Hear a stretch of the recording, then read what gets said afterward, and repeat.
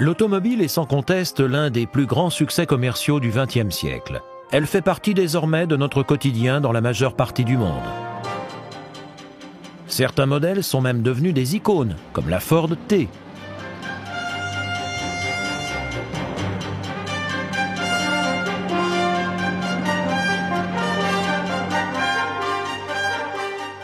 Ou bien encore la coccinelle, imaginée dans l'Allemagne nazie des années 30. Ces deux véhicules étaient destinés aux mêmes fins, procurer aux Américains et aux Allemands de bonnes voitures à un prix raisonnable. Toutes deux étaient produites à la chaîne à des milliers d'exemplaires. Après la Deuxième Guerre mondiale, la société Volkswagen moribonde doit sa survie à un Britannique, avant de devenir le fer de lance de l'industrie allemande.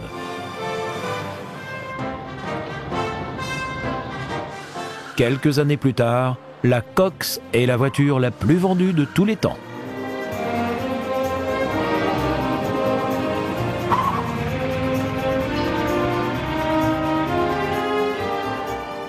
Elle est produite pendant 50 ans, un record.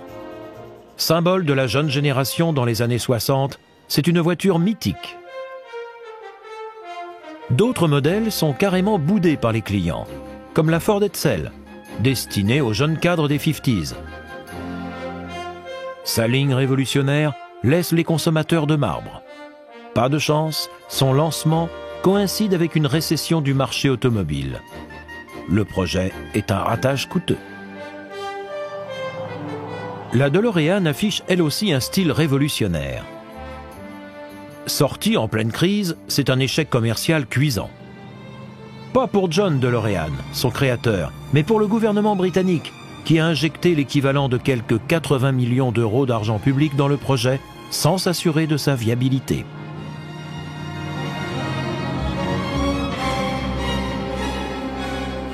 L'État anglais va même jusqu'à perdre tout l'argent investi dans la DeLorean Motor Company, faute d'une mauvaise gestion suivie de l'affaire. John DeLorean est une figure de l'industrie automobile américaine. Il débute comme ingénieur chez Packard dans les années 50 et gravit les échelons jusqu'au poste de vice-président des divisions automobiles et véhicules industriels de General Motors Amérique du Nord. On le voit déjà à la tête du géant de Détroit. Mais en 1973, coup de théâtre, il démissionne et crée sa propre firme DMC. Son projet, une voiture révolutionnaire, un coupé sportif éthique, comme il l'appelle. Carrosserie en acier inoxydable et en fibre de verre, organe de sécurité encore inconnu chez ses contemporaines, la DeLorean est censée encaisser les collisions frontales et latérales sans dommage.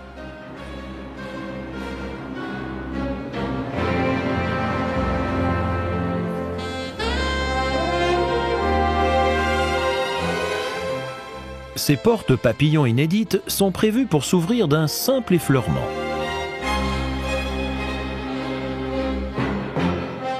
Son moteur, monté à l'arrière, développe 130 chevaux. Il faut dire que John DeLorean sait vendre son projet. Il a besoin d'argent pour le mener à bien et opte pour une solution inédite. Demander à des instances gouvernementales nationales ou locales de financer son rêve. En échange, il promet de créer des emplois dans son usine. DeLorean est prêt à fabriquer sa voiture n'importe où. En Afrique, en Europe ou en Asie.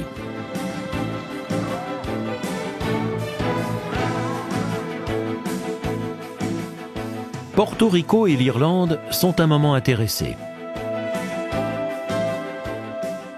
Ainsi que la ville de Détroit, le cœur de l'industrie automobile américaine.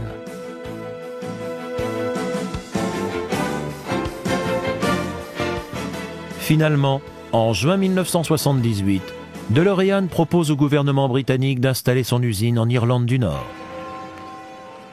Cette province est agitée par des troubles depuis 10 ans. L'IRA et d'autres groupes terroristes tentent de déstabiliser la région par des actions violentes.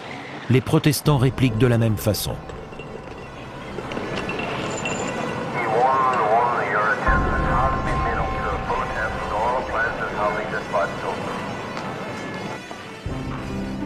Pour le gouvernement britannique, il est clair que le chômage induit par la destruction des outils de production nourrit un certain mécontentement et contribue à augmenter la violence. Dans ce contexte, la proposition de John DeLorean apparaît comme une manne tombée du ciel, même si l'industriel demande 85 millions de dollars pour lancer la production. John DeLorean a déjà fait une croix sur une possible implantation en République d'Irlande dont le climat social risque de mettre le projet en danger. L'option Porto Rico ne trouve pas non plus grâce à ses yeux. La barrière de la langue et la différence de culture salariale apparaissent comme de sérieux obstacles. Reste Détroit, où DeLorean a encore de nombreux contacts. Il prévient le gouvernement britannique que les industriels américains sont très intéressés par son idée. Mis au pied du mur, les Anglais décident d'accepter ses conditions.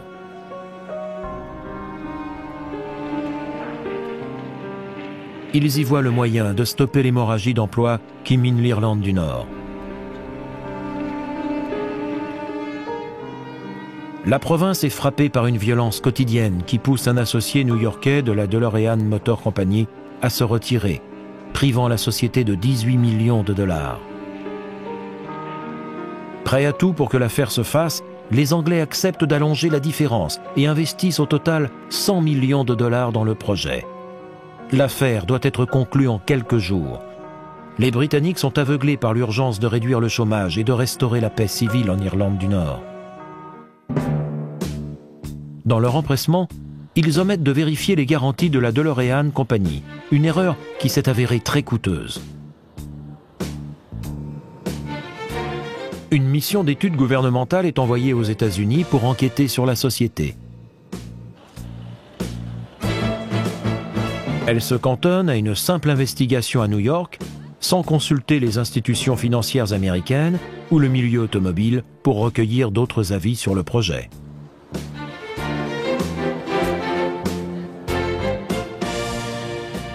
Une banque anglaise lance un avertissement au gouvernement. Le succès de l'aventure repose presque exclusivement sur la personnalité et l'expertise de John DeLorean lui-même. Malgré cela, un accord est signé fin juillet 1978. L'industriel reçoit 100 millions de dollars pris sur les fonds publics britanniques.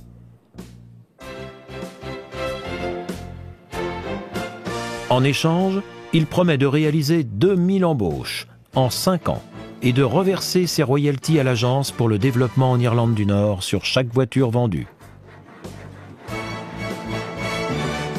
Roy Mason, secrétaire d'État pour l'Irlande du Nord, est ravi. C'est bien la preuve que les choses bougent sur le plan des investissements industriels, puisque c'est la 4e fois en 5 mois que de nouveaux investisseurs américains viennent en Irlande du Nord. Au total, ils vont créer 3500 emplois. Dans le cas présent, il s'agit d'une usine d'assemblage pour une voiture très spécialisée destinée au marché américain. 400 unités ont déjà été produites. Des investisseurs privés soutiennent le projet et ils ont déjà enregistré 30 000 commandes.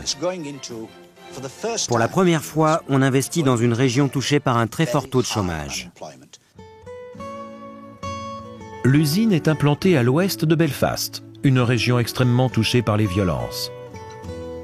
La construction débute en octobre 1978.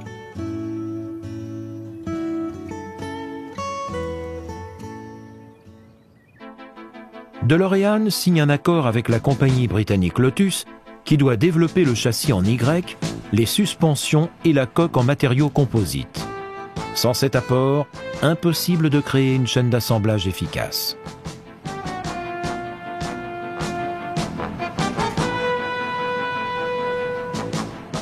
À l'été 1979, l'Agence pour le développement en Irlande du Nord s'inquiète du manque de contrôle financier du projet. Comme le prévoit l'accord signé par le gouvernement, cet organisme est représenté au conseil d'administration de DMC, mais n'a que peu d'influence. La preuve, en août 1980, John DeLorean réclame une nouvelle rallonge de 20 millions de dollars à l'État anglais pour démarrer la production, et il l'obtient. L'homme est en effet persuadé de réussir. En conférence de presse, il ne craint pas d'affirmer que sa marque sera largement représentée aux États-Unis à travers le réseau de General Motors, où il a conservé des contacts.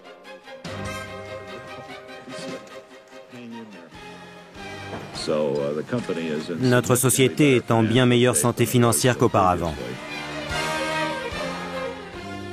Indicateur tangible de son potentiel de croissance, la construction de l'usine de Dunmorey où la voiture doit être assemblée. L'essentiel du chantier est achevé en 16 mois, un véritable exploit.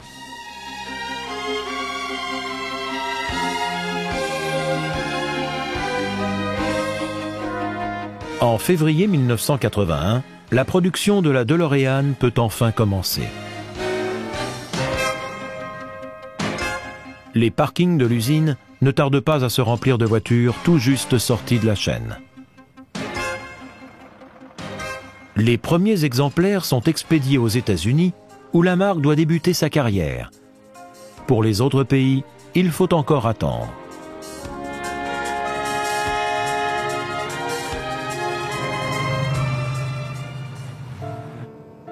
Les revendeurs de la marque sont installés principalement sur la côte ouest.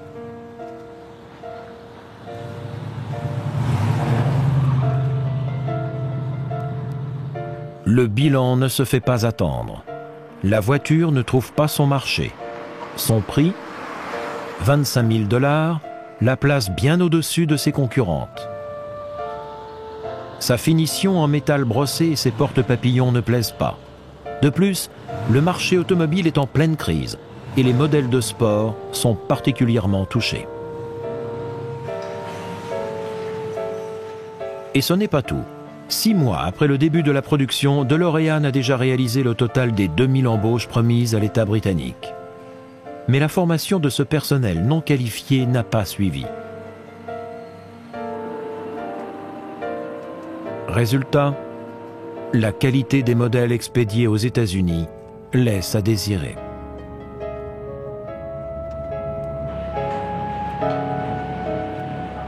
Les revendeurs américains doivent mettre la main à la poche pour corriger des défauts qui auraient dû être détectés et réglés en usine.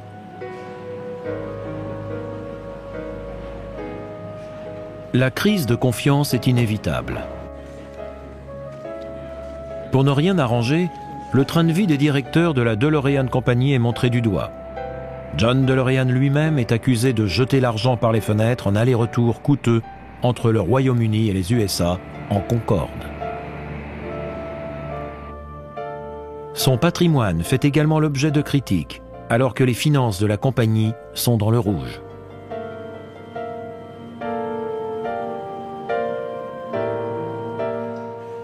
À la fin du mois de janvier 1982, l'usine de Dunmorey emploie plus de 2600 personnes. La facture salariale est conséquente, alors qu'à peine plus de 8300 voitures ont été produites et que moins de la moitié des 7400 exemplaires expédiés aux USA ont été vendus. L'avenir promis à la marque est bien sombre.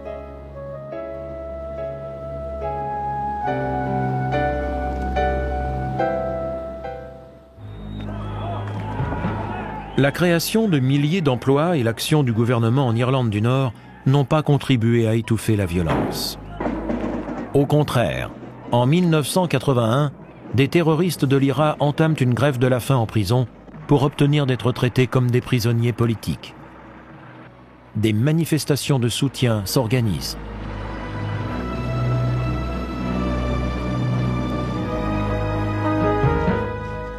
Mais le gouvernement britannique refuse de céder. Et le 5 mai 1981, l'un des grévistes de la faim meurt.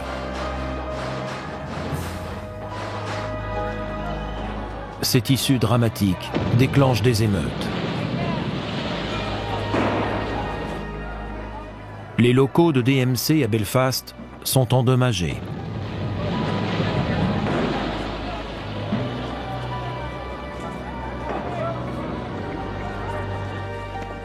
En janvier 1982, l'industriel en fait un argument pour demander au gouvernement britannique de remettre la main à la poche.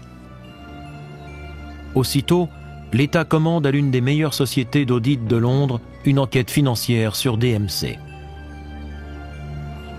Quelques jours plus tard, son avis tombe, sans appel. Tout investissement complémentaire est fortement déconseillé. Pour l'usine de Dunmurry, c'est un arrêt de mort. Le 19 février 1982, l'entreprise est placée en redressement judiciaire. Les nouveaux administrateurs réduisent la production et la masse salariale est quasiment diminuée de moitié. Malgré le coup de frein donné à la production, le nombre de voitures produites excède toujours les ventes. Une tentative de renflouage américain tombe à l'eau. À la fin du mois de mai 1982, la chaîne est arrêtée. Les dernières voitures sont expédiées aux États-Unis. Les employés sont tous licenciés. Les installations de l'usine qui avaient suscité tant d'espoir sont mises en vente aux enchères. L'État britannique, actionnaire principal, saisit les moules originaux et ordonne leur destruction. Ainsi, aucune autre DeLorean ne verra jamais le jour.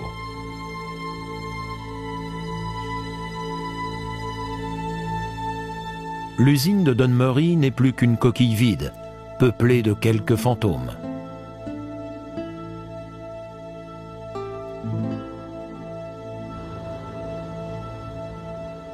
Les réactions des anciens ouvriers sont mitigées. Si John DeLorean rouvrait l'usine demain, on retournerait bosser pour lui.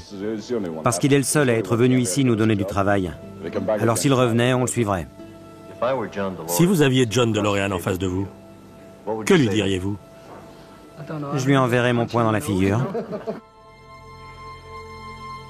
Pour les politiciens britanniques et les ouvriers d'Irlande du Nord, le choc est terrible. John DeLorean est lui aussi ébranlé. L'opinion publique réclame des comptes. Comment 120 millions de dollars d'argent public ont-ils pu partir en fumée?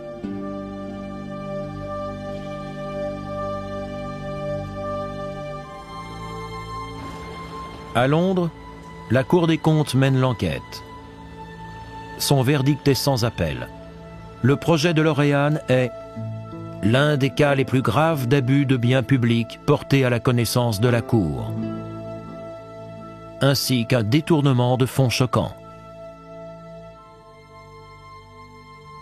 La Cour conclut que le gouvernement s'est fourvoyé en se montrant trop optimiste et en ne supervisant pas l'utilisation des fonds injectés dans le projet. Le rapport est un véritable réquisitoire. Après cette affaire, les implantations étrangères en Irlande du Nord sont étudiées avec beaucoup de précautions. John DeLorean a quant à lui perdu peu d'argent personnel en regard des investissements britanniques. Il est un temps soupçonné d'avoir détourné l'argent public pour financer de nouvelles sociétés. Des enquêtes sont lancées des deux côtés de l'Atlantique.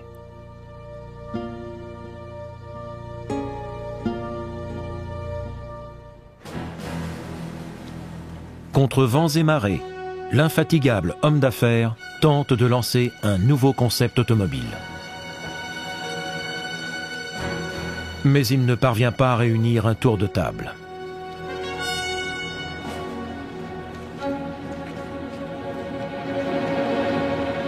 Suite aux enquêtes dont il est l'objet, il se retrouve au tribunal, notamment pour détournement de fonds.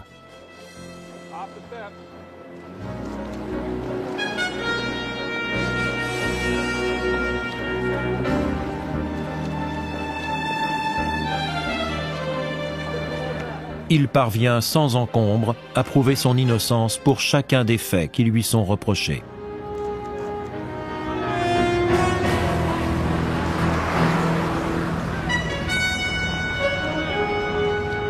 Puis c'est au FBI de le soupçonner de blanchiment d'argent et de trafic de drogue et de lui tendre un piège. Lors d'une transaction apparemment montée de toutes pièces, il est arrêté par les agents fédéraux. La scène a été filmée en caméra cachée. Bonjour John. Nous sommes du FBI. est en état d'arrestation. Vous allez sortir avec nous. Vous voulez bien vous lever?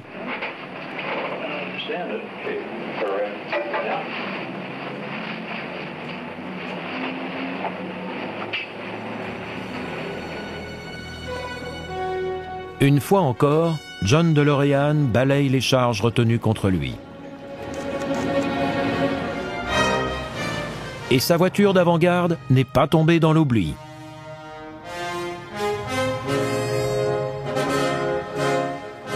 En 1985, le réalisateur Robert Zemeckis l'utilise dans le film Retour vers le futur.